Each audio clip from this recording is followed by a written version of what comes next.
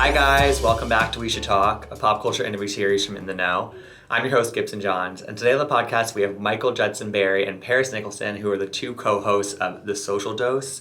It is a twice-weekly podcast where they break down the biggest trends in social media, and they're a hilarious duo, and they had me cracking up this entire interview, and their podcast is a really fun listen. It's like 30 minutes. They just talk about, the latest things happening on TikTok, Instagram, whatever, and it's funny, and it's sometimes you just need to laugh about what we're doing on our phones all day, and I love having them on. We talked about how they got connected, how they met. They both have had like really distinct viral moments that they've capitalized on and turned into full-fledged careers. And it was fun hearing about those things and what it's like kind of on the other side of that, and turning that again like into a thriving career. And I just loved hearing about their time together, working together, how they approach TikTok and different trends. And again, they were just making me laugh the whole time, and I think you'll really enjoy listening to this one. So keep listening to my interview with Paris Nicholson and Michael Judson Barry. Check out their podcast, The Social Dose, wherever you get your podcasts, and please rate, review, and subscribe to We Should Talk on Apple Podcasts or wherever you get your podcasts.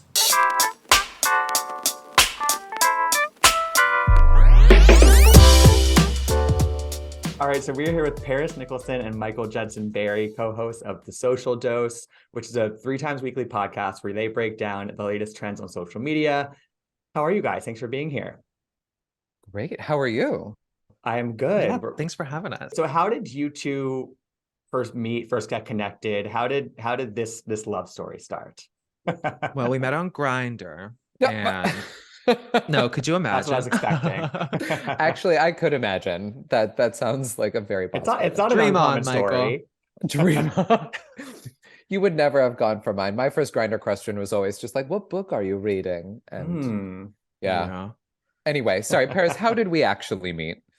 So Michael and I were actually featured on a reality television competition program known as The Worst Cooks in America on the Food Network, now streaming on Max. And that is how we met. We did not know each other until then, and immediately we became best frenemies. And I said, Michael, you're so stupid. I love you. That's actually pretty much exactly how it went. We had to do our first cook together. Like, we were set next to each other and had the best time. We were coming up with characters. We barely got our food made because we just kept cracking jokes with each other. Yeah, I love that. It was a very hard experience. Okay, but how does one find themselves on Worst Cooks in America? Like, how did that happen? I don't know about you, Michael, but for me, I literally got a call, or I got like an email that was like, hey, we love your TikTok. We think you'd be great for this opportunity. Can you hop on a call? And I was like, sure, what is it? And then they call me and they're like, we think you'd be great for Worst Cooks in America. And I was like, first of all, that's so mean. I don't know why you would say that. I don't do any cooking content. What makes you think I'm bad at cooking? Second, you're not wrong. I'll do it. So mean, but also so me. Right, exactly. Yeah. Mm-hmm. Kind of same for me, because the whole season was viral sensations. Got it. So I think we both made it on the short list of like producers' favorite content creators who they thought would be funny. And same, they called me up and they were like, what are the chances you're a terrible cook? And literally that day I had Googled cooking classes because my boyfriend was like, I would love to be with somebody who could like have like food ready when I come home from work. And I was like, that's not me. I can barely crack an egg. So I was like, well, this is fortuitous. Yes, I'll for sure go on your show. And who did better? Who did better on the show? Michael did better. I did. But Paris is definitely the better cook. So the way the show is structured, it's like 2 teams with 2 celebrity chefs competing as to who's the better mentor, basically. Got it. And they each like get down to their top 2 players and then they go head to head. So we were luckily on opposite teams. But yeah, I was the winner from my team. Paris was the runner-up. So I was like the fan favorite. You were, but if we had been on the same team, you would have beaten if you will. me. Yeah. I'll be the one they call back for All Stars. Exactly, yes. With your little shorty shorts. He would wear the shortest shorts and the apron covering them. So it looked like you just wore nothing but legs. It's a look. Yeah, like a little skirt, a little mini. Ooh.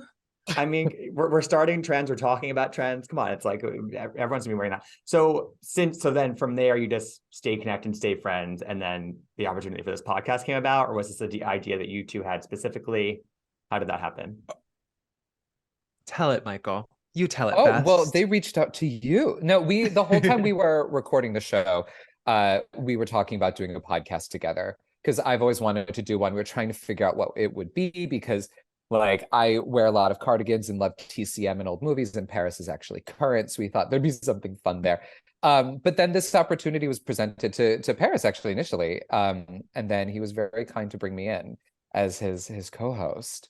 They were like, So hey, we have this kismet. idea. There would be a co-host. I'm like, have you decided on a co-host? Because I have one in mind. And they said, Mm. oh, we love him. And I Hmm. said, perfect. So here we are. And now we're here in your little earbuds. It's actually twice a week, every Tuesday and Thursday. Got it. And you can listen to us wherever podcasts are found, besties. We just talk about like the fun things that are happening online, the discourse, the memes, the gags. And I like that you lean into the dose part of the title. It's because every episode's around 30 minutes, and like I feel like too many of my podcasts go for an hour and a half, 2 hours, and like Yeah. I love them, but I sort of like begrudgingly press play because I'm like, okay, I'm going to be popping back into this all day. You know what I mean? It So sometimes feels like a chore. yeah, literally. So is that something that you just found like, okay, this is the appetite for something like this? We Lopping have off of 30 short minutes. TikTok attention spans. Yeah. Yeah, there we 30 go. minutes for a podcast, plenty. Yeah, and we cover on average like 4 stories per episode. There'll be like something we discuss at the top that we think is fun, and then 3 main social media things that happened since the last episode. Mhm. So whatever happens to come across our For You pages. Yeah. So it's quick, it's tight, it's fun. It's like, I mean, NPR, but about social media and goofy. Yes. Yes. Totally. Yeah. You know, Do you ever how they find, have up first, we yeah, have do you ever this. feel like it's like, is it ever hard to describe like a trend that's happening on TikTok for like an Yes. audio medium? You know what I mean? Like it's, Yes, it Oh is, yeah. Gibson. Literally yeah. today that happened. I'm trying to explain this new. Have you heard the TikTok song that's like give me one margarita, I'm a show my Yes. have you so I'm trying to explain this new margarita song on TikTok that came from like a evangelical Christian woman at a college campus video that went viral. Then somebody referred to it on a podcast, turned it into a rap. Then somebody else remixed it, and now it's a trending audio. So like when you're 3 levels deep in internet, it gets difficult to It does. explain. It does. Yeah, or like we also talked about the Barbie filter, the AI Barbie filter, and people are Mhm. putting it on their On their pets, dogs. Yeah. which is hysterical on their dogs. Yeah, so trying to describe these videos, Yeah. that's sometimes a really fun challenge to be like, let me just, friends, before you look at it, this is what a pit bull would look like if it was a Barbie, and it was Right. tragic. Right. But sometimes it's like you wish Cursed. you could show what it looked like, right? I mean, 'cause Yeah. you do have it is clipped out. The show is clipped out, and like you have things that you Mhm. share. But yeah, that can get, I'm sure it can get a little tedious sometimes with describing that stuff. Next season we're gonna have a full visual component, I bet. I'd love that. Uh-huh. We need that. Mhm. All right, and you guys have good guests. I listened to your Hannah Burner episode, and Hannah was and they great. just kind of pop in. You had Candace from Real Housewives of Potomac on. Mhm. Yeah, is it just like whoever you guys are loving? It's whoever you guys have the opportunity to bring on. Like, how do you think about who you want to come on and kind of hash these things out with? Well, I love our social scientists, also known as our producers. We have a group chat that we're just constantly just like throwing things that Yeah. come across our page. We're like, hey, look at this insane video, or like, look at this wild trend. But also like, hey, look at this creator who we think is awesome. It's been super fun to kind of like find people that we love and want to give a chance to like have a platform to like smaller creators, and then also meet like with bigger creators like Hannah. So it's been a really delightful treat because we just kind of be like, hey, this person's cool. And we're like, hey, we all think they're cool. Let's do it. Yeah. 100%. Yeah, and we've had some recurring guests, which is great because we get to know them, like Georgia Bridgers and Christian Banda, that sort of like we have so much fun with, and we're like, do you want to come back? And they'll like pop in another day, and it's great to see like sort of recurring voices come in and out. Yeah, we just have fun. Yeah, no, Literally, it really is fun. Like it's just fun to listen to, and I think that it's sort of, there's something like almost, I mean, we're all like alone on our phones and we're just scrolling all day, and there's something like comforting about being like, oh, like no, like everybody else is also seeing this stuff, and like we're all kind of experiencing it like alone but also together. You know what I mean? Yeah, Yeah. exactly. I love that. And I know a lot Yeah. of people who listen to it and then they'll do like, as we go story by story, like they'll listen and be like, oh, that video sounds fun. They'll pause us, go find the video, watch it, and then Mhm. come back and listen to the commentary, which I think is a good way to do it as well. Totally. Yeah. So what, I mean, through this experience of just like really, I mean, diving deep on what's happening on social media, have you found that there are certain corners of the internet that are like your least favorite or most favorite? Because there have to be some dark things you come across, or some things that like, I don't want to touch that with a 10-foot pole. Ooh. Um, Yeah, it's sometimes like because we are, as we say on the show, chronically online. Like it's just wonderful that our job is to do what everybody else's procrastination is, which is to just scroll through Yeah. social media. But I recently, yeah, I fell on one where this one creator who I love, who's a comedian, stitched this guy who's like this alt-right Christian Mm. nutbag who was like, the Bible says women should be silenced and stuff. And I fell on his page and I was like, oh no, this is a corner Scary of TikTok stuff. I didn't No. need to be on. No. Wait, Michael, the one that everybody's dragging right now, and they're Yes, like, "Hey, him. thanks for donating to my OnlyFans." Yeah, Wait, yes, I that don't think I've guy. seen this. He's Hold on, the let me find worst. him. And everyone's stitching Ricky him. So Jose? I don't know, No. he's anyway, but I ended up on a rabbit hole. And unfortunately, because of that, it took me to a lot of like alt-right Christian Yeah, stuff that I was totally. like, Once I you didn't need to engage, it's be gonna, yeah, here. exactly. This isn't where I wanted to be. What How about you, about you, Paris? Well, Paris? What I dark corners have you ended up in? I grew up on the dark web, like before the internet was publicly traded or infested. It was me at 10 years old in the year 2000. Oh my God.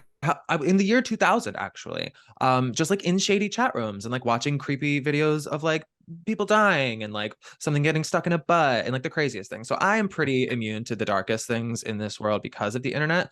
But I have found a really dirty, guilty pleasure recently, which is the Twilight subreddit. I don't know if you've Oh, ever been there, but to visit the No. Twilight Reddit in the year 2023 paint and the picture have for such us. Yeah. so there, it's earnest, it's candid, it's things that shouldn't ever really be said out loud, but are being Mm. shared on a public platform. For example, this girl recently felt the need to make an entire post about Anna Kendrick's necklace in the prom scene, and it's a full rant about how ugly the necklace was in that one scene, and Gosh. as if it just happened to her today and it actually Right. killed her parents. That's how incensed she was about it. And it's that kind of like human nature and like a peek into people's psyche that just really gets me going. So I've fully subscribed to this Reddit and it's become one of my favorites. I love that. 10 years later, she's still hung up on the necklace. I need to see this necklace now. It's giving Oh, like, it's was it hideous. I like a looked it up. statement? Is it like a statement necklace? Is it like a Well, the whole thing is it's a statement chunky? necklace, chunky piece, but with a halter top dress. And that was the Sounds Redditor's big gorgeous. gripe. Okay. Okay. Yeah, Love.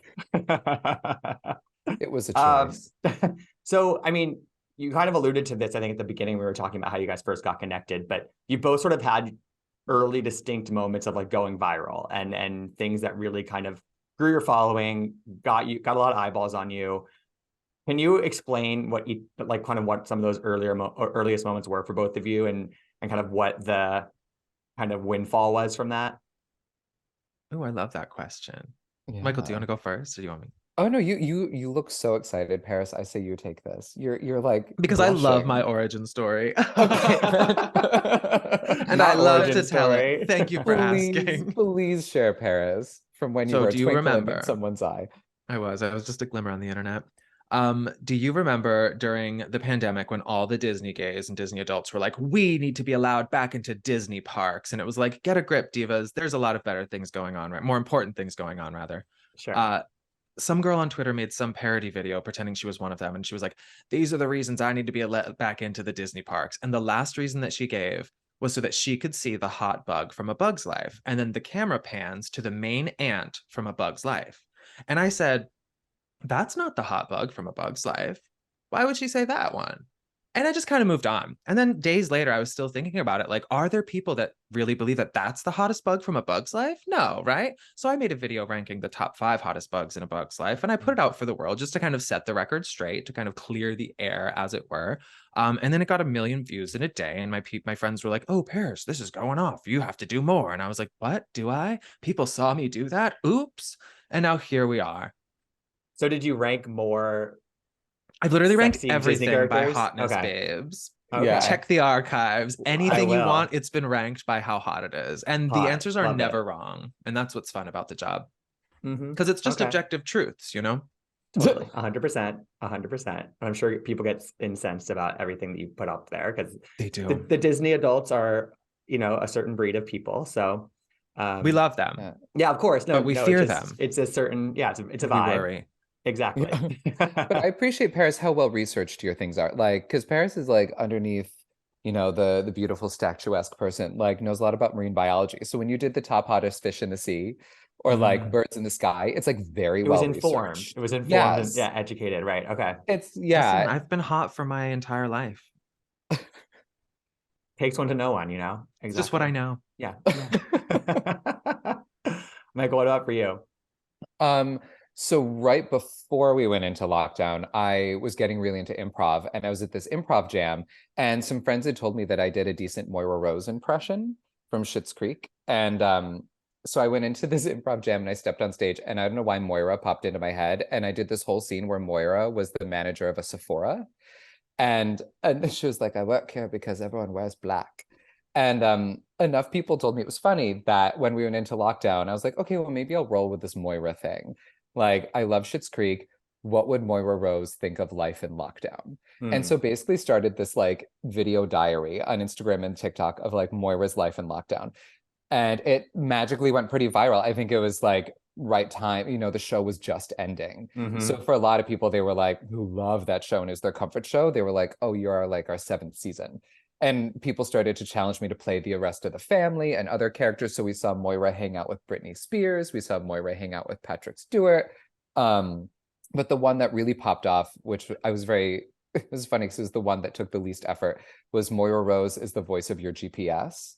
And that was the one that like faves. really which I think is funny about social media, where all my other ones were these like sketches that I would take this time to write, and I would have costumes and wigs and all this stuff. That one was literally, I drove around Lancaster, Pennsylvania, because I was there shooting a commercial, recorded my GPS, and then went back to my hotel, took a bath, and just narrated it sitting in the bathtub. And then it became to this day, like, the most viral thing I've ever done. So if Waze is listening, I did a version for you, and I will happily do it for real. Cut the check, Waze. So when each of you have these big moments where something pops off and you just sort of capitalize by doing similar content or kind of branching off from that like kind of first viral moment, what effect does that have on the opportunities that come your way or your career? Like what does that actually look like, you know, beyond what you're posting yourself? Ooh. Oh, I mean, for me, it was a huge life change. Because I've been an actor. I started acting when I was 6, and I was working as an actor and in casting.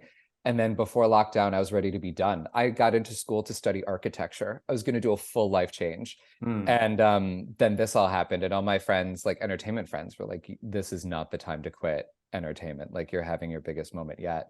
So it actually pivoted into doing more writing for me, and doing comedy writing, and now like working on shows and all these other projects, and then now this podcast. Like it turned out to be a complete life shift because of all of this. Harris, what about for you? That's super beautiful and poignant, Michael. I guess same, right? Like, I had a regular job before this. Now I work as a full-time content creator, and that is not without those viral moments. But I also feel like sometimes in the moment when they happen, it's like, oh, look, this is nothing. This is literally nothing. I'm still going to work. And then for me, my experience has been like, I guess, very atypical from what I've gleaned talking to other creators. But like, I'll just have people email me and be like, hey, we love your TikTok. Here's a job opportunity. And I don't have like a manager. I'm like trying to like figure out how the industry works and like how get jobs on my own. But like opportunities just keep coming falling to me. into your lap. Yeah, you just put your email in the bio, and then people find you and say, hey, here's money, do this. And I'm like, really? Okay, I'll do it. That much money? Sure, HBO. I'll rate all of the wigs on your Game of Dragons show. Cut the check. It's been wonderful. Cut the check. It's the HBO check. That's a good check to get. Yeah. Yup. Has Catherine O'Hara seen your videos, Michael? Yes, and she really likes them. I'll never forget the first day she talked about me. She was gearing up for the Emmys, and she was in an interview, and the guy asked her what her reaction was to creating such an iconic accent.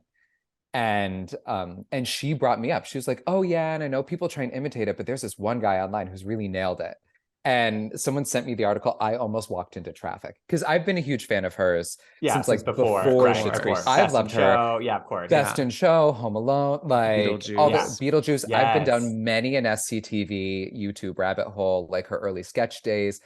Love her. So for her, I would say like it's like Einstein rolling up and being like, "You're good at math." Like that's how it felt in that moment. I Yeah, remember I was walking down the totally. street and literally did almost walk into traffic. Thank God the guy driving the truck swerved. It's But also I kind would of have nice died that it's happy. kind of nice that the interviewer wasn't like, oh, look at this guy. Like she had already seen you, she brought you up. You know what I And mean? she Like that's quoted a video that was not a popular one too. I was like, "Oh, you've like she's done the deep watched dive. these." And Yeah. I found out after the fact that she is not on social media, but her two best friends are. And they follow me and apparently they show her my videos. And another person I know is like a family friend and she was like, "Yeah, we went out to lunch and she's never done Moira for us. And the first time she ever did was quoting your like Memorial Day barbecue video." And I was like, "What?" Anyway, I it's love very it. cool. No, Yeah, it's exciting. that's Amazing. very, very cool.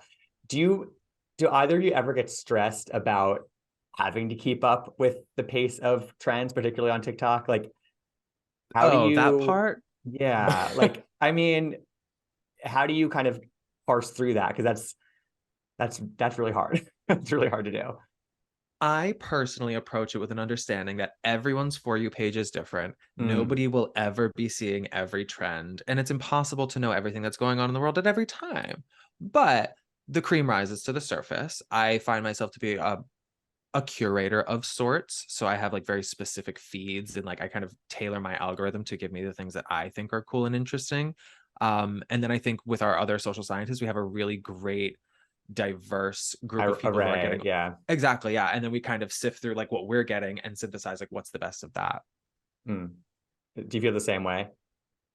Oh yeah, I Yeah, think, and for me, one thing I love about hosting, about being on the social dose too, is because for me, my social media world is so niche because it's Schitt's Creek. So when I'm creating my own content, it's very specific, and a lot of it comes from like requests from people where they're like, "The Little Mermaid's coming out." They're like, "I would sure. love to see Moira play Ursula," and that's when I do that. So for me, it when I'm creating my own content, it's actually a little easier in that respect because it's more like or responding to when the coronation happened and they had the prince and the princess and they were like, "Oh my God, they're Alexis and Moira." I was like, "Great, I'll write a sketch around that."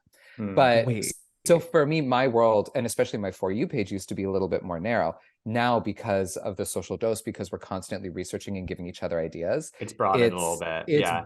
like it's yeah, beyond what I thought was even out there, which is just so cool and exciting. So for me, I feel like a kid in a candy shop right now. It's great. Paris, what were you gonna say? You just had a revelation. I saw wait, it on your face. yeah, wait, Michael, are you doing a Little Mermaid video? Are you working on a Little Mermaid video? I've done two. I did Alexis auditions for Ariel, and she Wait, you did already posted Part of Your them? World as a monologue. Yeah. And then I just did, because that one went well, I did Moira auditions for Ursula, and I did Oh Poor my Unfortunate God. Souls. Instagram hates you apparently because they're not showing me my bestie's content. This is they've shadow banned you. I'm actually upset by this. That was I was gonna fun. say I'm literally doing Top 5 Hottest Mermaids coming Friday. Oh my God, I can't wait. Mm.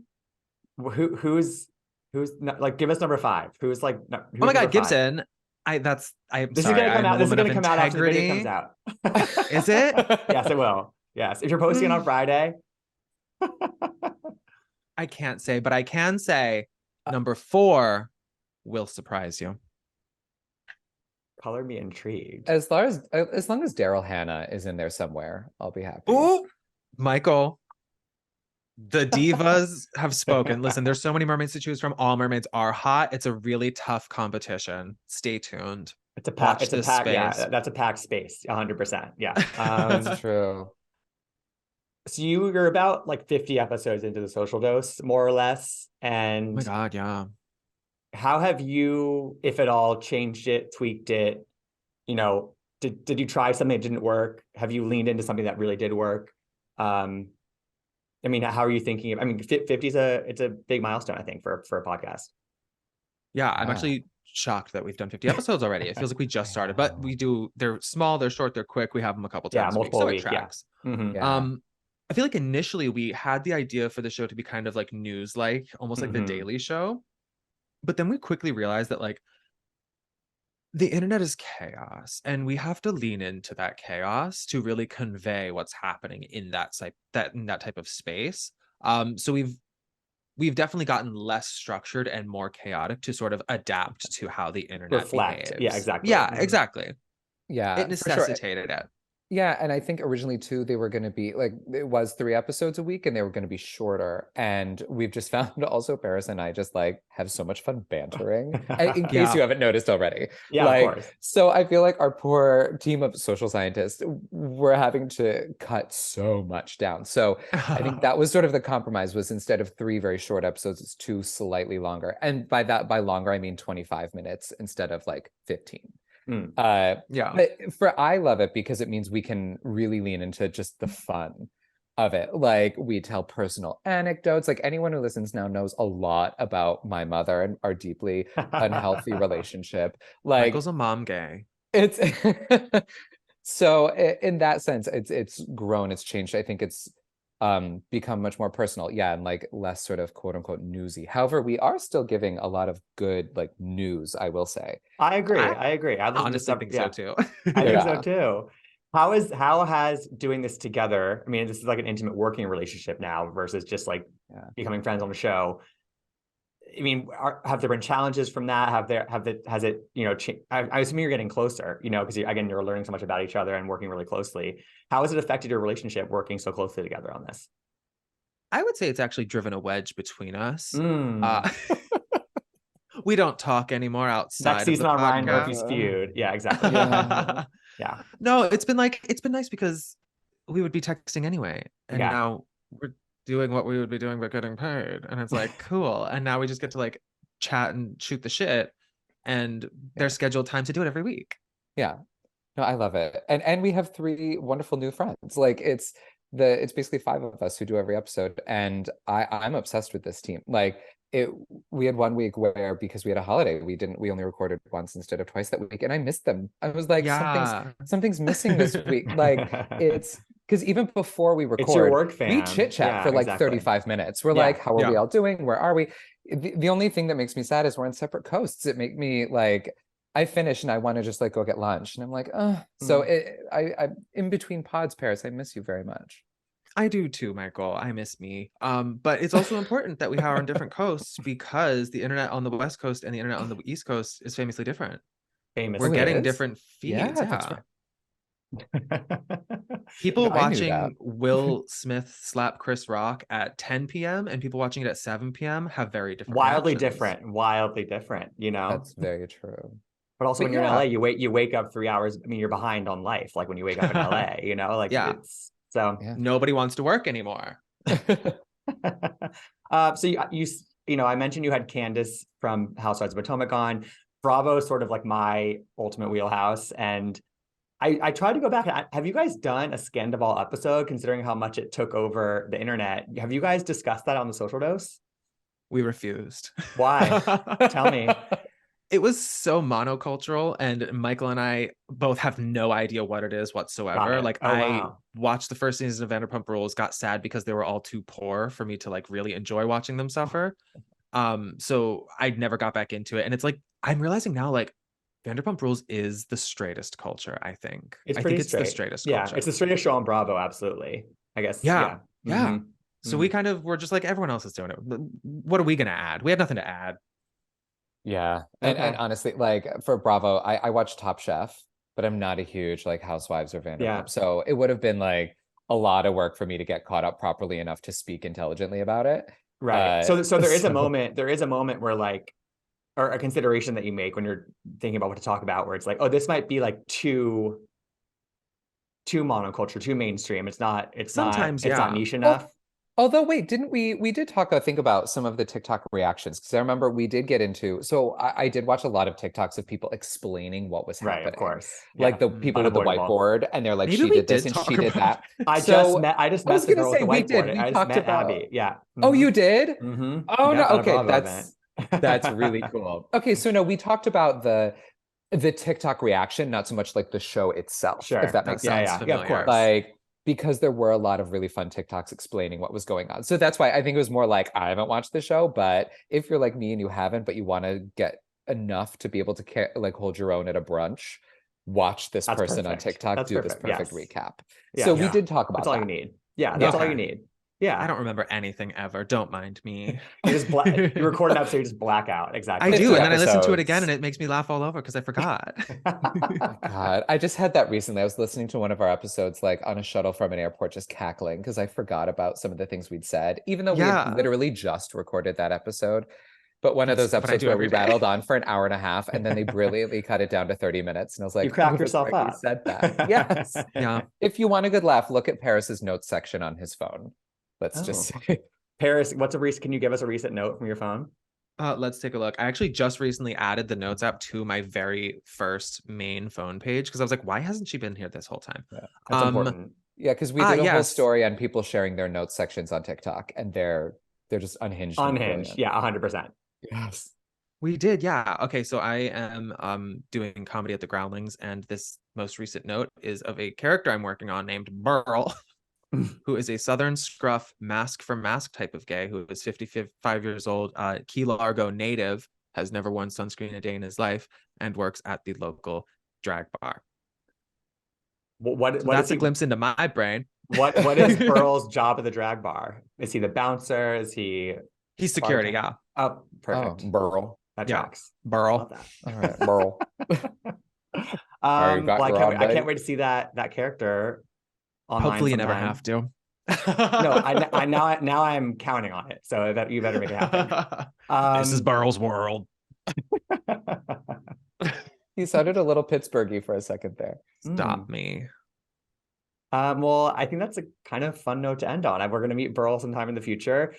This has been so much fun getting to talk with you guys and hearing just all about how you came together, the social dose, and I think that you're doing something that not that many people are doing online. I think that it's such a great listen every week. And so anybody listening or watching this, check it out. Is there anything else you guys can plug before we sign off?